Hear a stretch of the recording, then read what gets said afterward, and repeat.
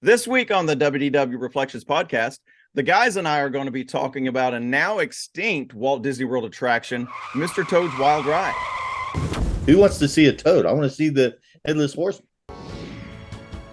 Welcome to the WDW Reflections podcast. Here, we'd love to talk about the Walt Disney World Resort, the way we remember it, how it's changed, and why we still enjoy visiting the most magical place on Earth. So come with us on a podcast journey as we reflect on the WDW Reflections podcast.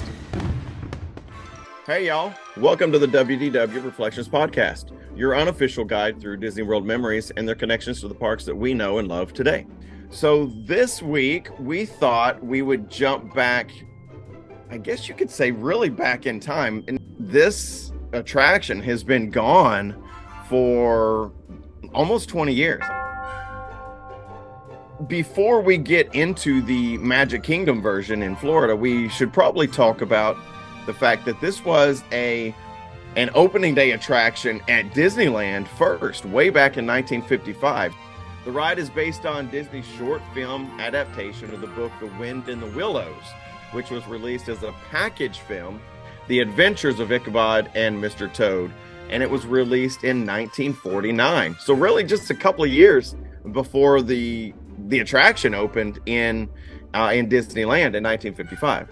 So in the Disneyland version, guests entered through a recreation of Toad Hall, and they boarded their ride vehicles, which were all designed to look like early 1900s era automobiles.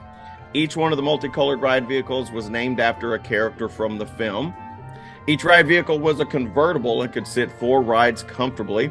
And the back seats were slightly elevated, just a little bit higher than the front seat, so that you could see, if you were sitting in the back seat, your view of the ride wasn't obstructed by those sitting in front of you. And then each scene in the attraction features a lot of characters, but they're all 2D, meaning they're flat, painted, like plywood boards. So the journey begins when the ride vehicle crashes into Toad Hall's library, passing by Angus McBadger, who's gotten into a bit of trouble. Then through the fireplace, where you narrowly escape a falling suit of armor. Then the ride vehicle breaks through a set of doors into an interior hallway. You see weasels swinging from chandeliers.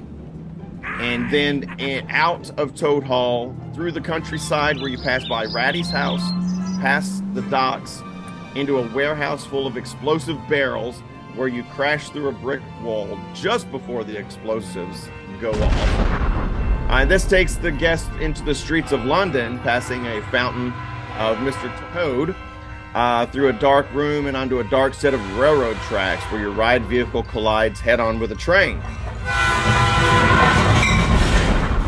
And then the final scene of the attraction is a lighthearted depiction through hell, oddly enough, which was actually not in the book or in the film versions of the story. So a little bit off the story from what you saw if you'd watched The Wind of the Willows, or read The Wind of the Willows, or seen the movie from Disney.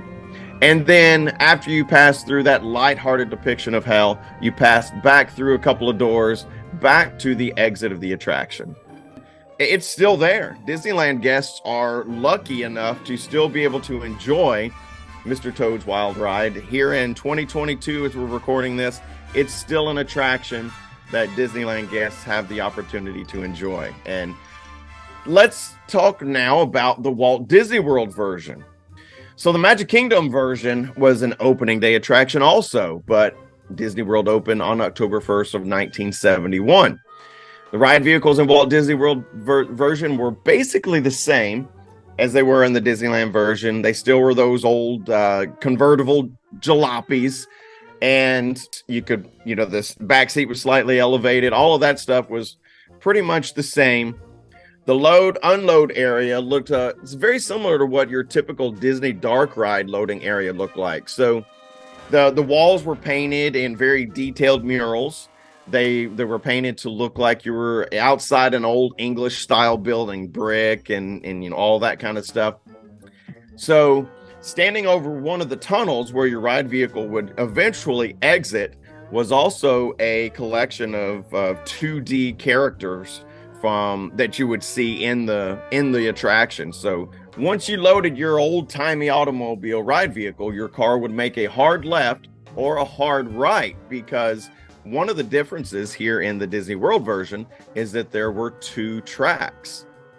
So this meant that depending on the side of the attraction you entered, you would have a completely different experience as the tracks traveled in their own distinct show scenes. So the left side and the right side, 2 completely different experiences.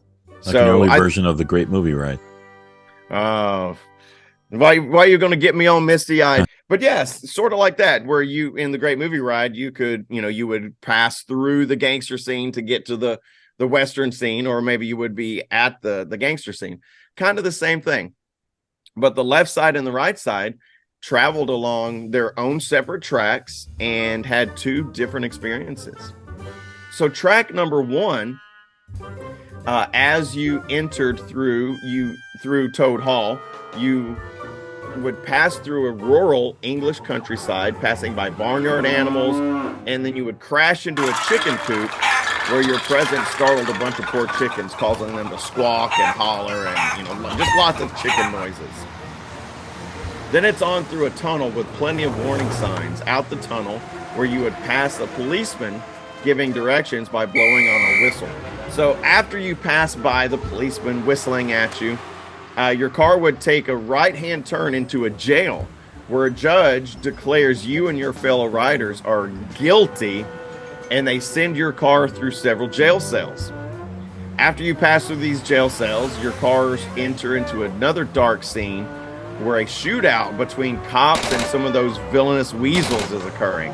And the guns, for the special effects, had red lights at the end so you'd hear the bang of the gun, and the red light would flash at the muzzle of the guns to simulate that gunfire. So just a cool little special effect. Most of the attraction is flat, painted, almost like a cell that they would paint for an animated movie. That's what it looked like. So when they did a little special effect with the gunfire at the end of the gun, it was pretty cool. So you pass through the gunfight between the cops and the weasels, and as your car continues past this scene, police barriers open up to reveal railroad tracks. And as you'll see warning signs and the red, or the black and white railroad crossing signs and the red flashing lights and stuff like that. You ominously hear in the distance loud train bells ringing towards you.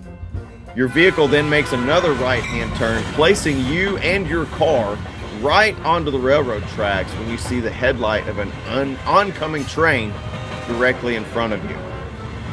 Your car then collides with the locomotive, which sends you and your ride vehicle into the hell scene. And the hell scene was, again, same stuff, painted scenes and all that, but there's little goofy looking red demons with horns and stuff, and crooked teeth and all that kind of stuff, and lots of fire and brimstone, a very cartoonish version. Listen to more of our podcast about the adventures of Mr. Toad on episode 39 of the WDW Reflections podcast. Look for it on our website. We'd love to hear from you. Please like, share, and subscribe. See you real soon.